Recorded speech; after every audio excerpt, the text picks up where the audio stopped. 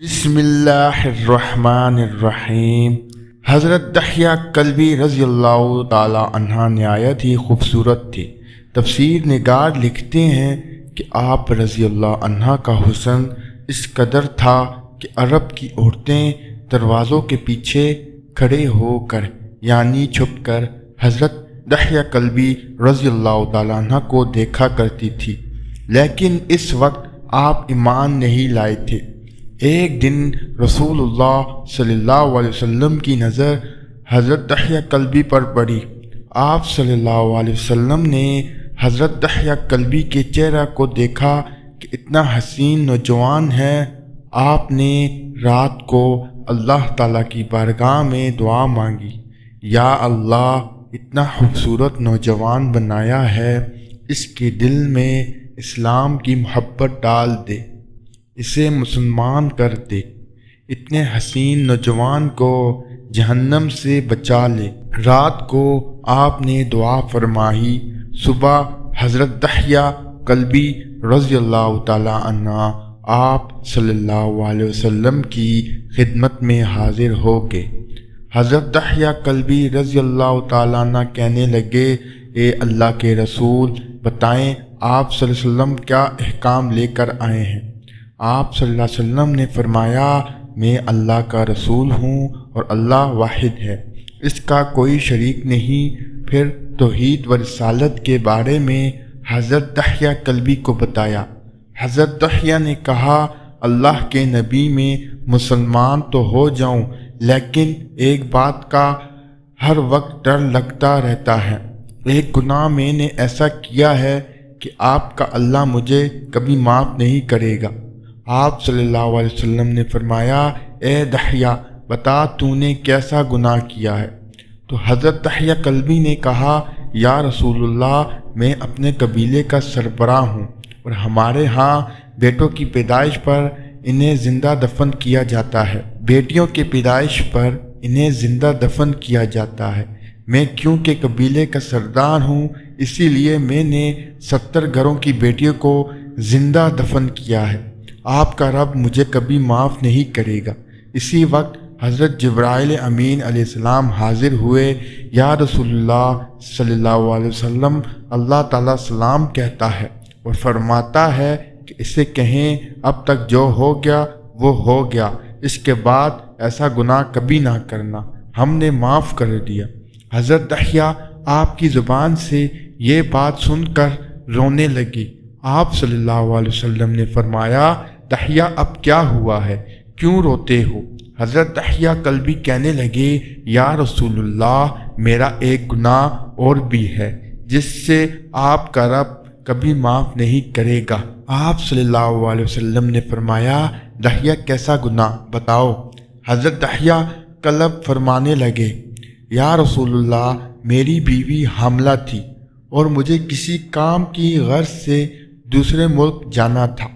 میں نے جاتے ہوئے بیوی کو کہا کہ اگر بیٹا ہوا تو اس کی پرورش کرنا، اگر بیٹی ہوئی تو اسے زندہ دفن کر دینا۔ دحیہ روتے جا رہے ہیں اور واقعہ سناتے جا رہے ہیں۔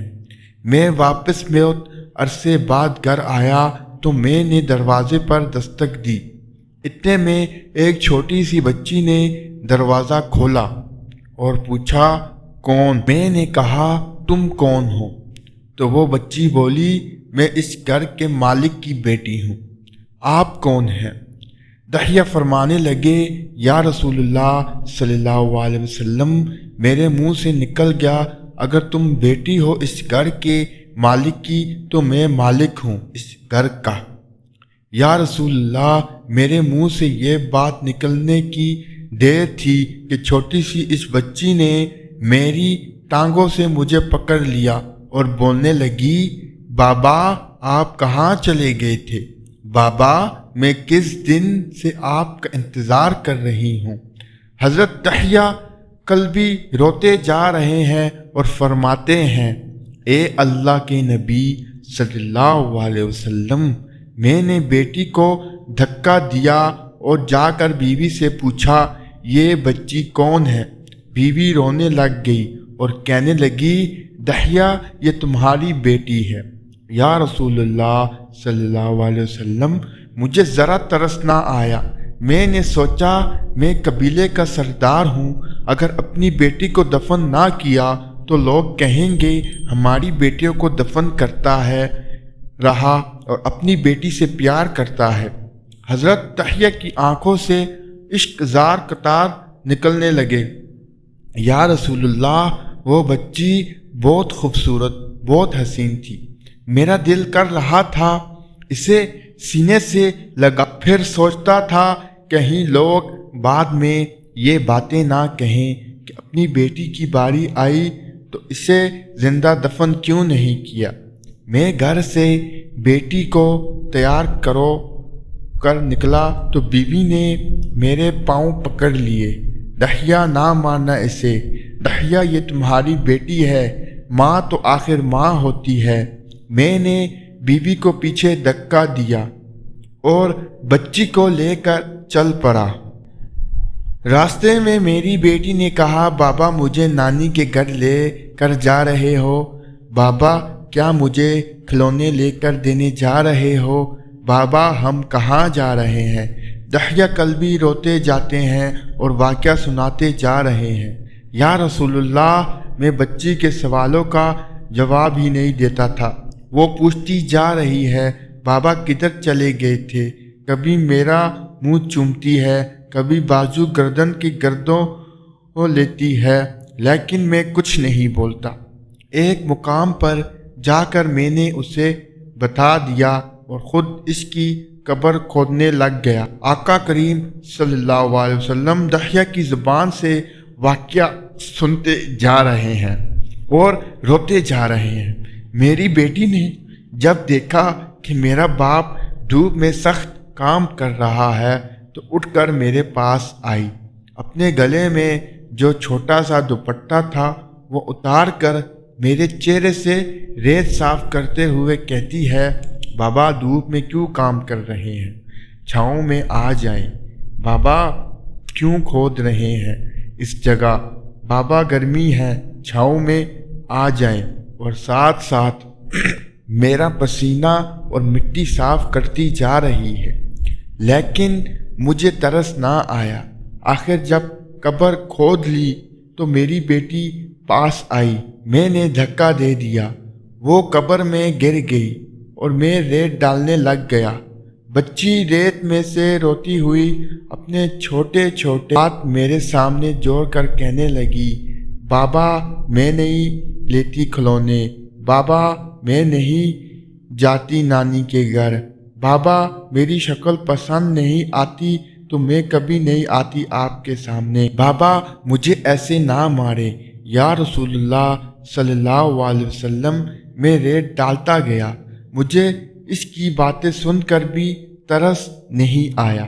میری بیٹی پر جب مٹی مکمل ہو گئی اور اس کا سر رہ گیا تو میری بیٹی نے میری طرف سے توجہ ختم کی اور بولی، اے میرے مالک، میں نے سنا ہے تیرا ایک نبی آئے گا جو بیٹیوں کو عزت دے گا، جو بیٹیوں کی عزت بچائے گا۔ اے اللہ وہ نبی بھیج دے، بیٹیاں مر رہی ہیں۔ پھر میں نے اسے ریت میں دفنا دیا۔ حضرت دحیہ کلبی رضی اللہ تعالیٰ عنہ نے واقعہ سناتے ہوئے بے انتہا روئے۔